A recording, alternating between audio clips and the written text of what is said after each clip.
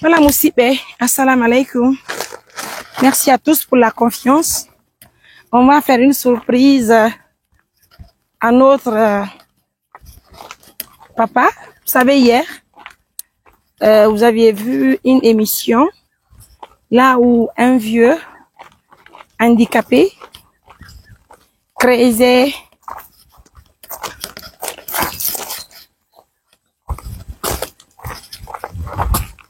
reste en haut, reste ici en haut. Assalamu alaikum. No haifi. Pai koi. Jamtu sene baba.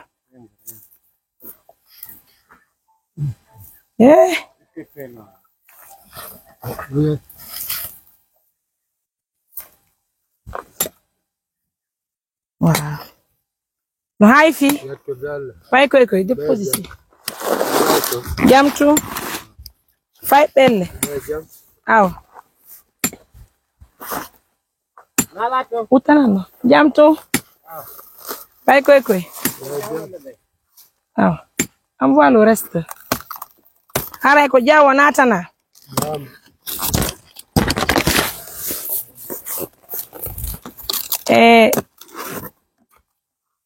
Tangi ni junjo la ngandime kombe oni memene.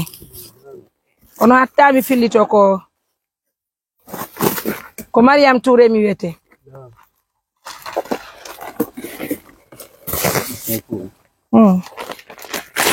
Hare ko mojo bere amen en hewti ka medem ga. Wadi adi ko bere weltani on stay woni haray. Ko contrat wondi en do. On yobete woni do. Ono fine ting haray men e partenaire be amen ben. Bay hanki men hino fewndor don no. Min holli men ar hande men yettaw. Haray hoore teddungal. Continue menen golle amen ko me watta ko mami wada bodoji di. On ko sedin tingol partenaire non je sais pas on va mettre dedans. On hare ko sedin tingol haray wonde ma men hewti ka meden.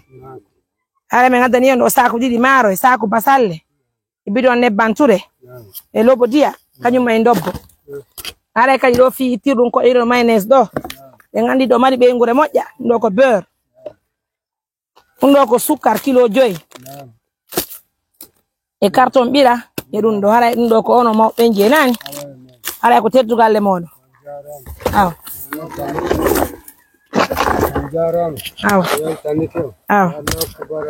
Amin. C'est ça, Woto wankadi.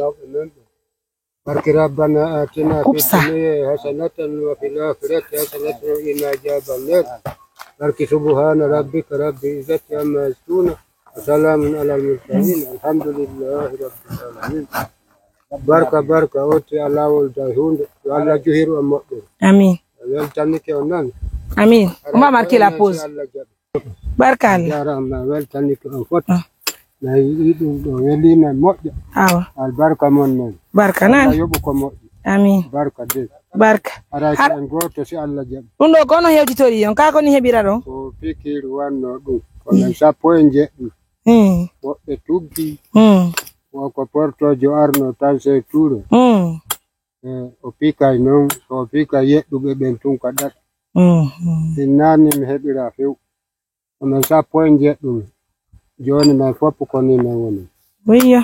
kono courage fi golle o mi yiɗa toragol Gonga. comme si nasifa ni mi waɗa lakkere a yeru o komi wuuri Kono woni. aray ko wana noon murandu woni aɗa weltani on no moƴƴi Barka Allah nani. barka mo Allah yoɓo. ko moƴƴi Allah ko amin. aray ko en goto Awa. Hare non ɗo ko ono yarata ka men ɗo. ɗo joni Hare ɓeɗo walla on nabo ne. ɓeɗo wallami Awa. ɓeɗo wallami nden Awa. Hare ɗum ɗo ko onon jenani. Barka. Ɗum ɗo ko ittirɗum koƴe ɗum ni. Allah ko amin. Barka nani. Barka Allah. Mesdames, messieurs, vous voyez comment les choses se passent chez nous, hein? C'est important. Merci de visionner la vidéo. Merci à tous ces partenaires qui nous soutiennent de près ou de loin. Voilà le rôle de l'ONG Assistance Humanitaire d'Urgence. Hier que nous avons vu notre papa chéri dans cette situation, eh bien oui, ce matin, nous venons avec avec une main remplie de cadeaux pour notre papa chéri. Merci pour le soutien. Merci pour l'accompagnement. Merci à toutes ces bonnes personnes qui nous soutiennent. Encore une fois de plus, je vous dis grand merci de l'attention. Partagez-moi la vidéo, likez la vidéo. Continuez à nous soutenir. En tout cas, nous vous disons un grand merci à tous. Prenez bien soin de vous. Bye.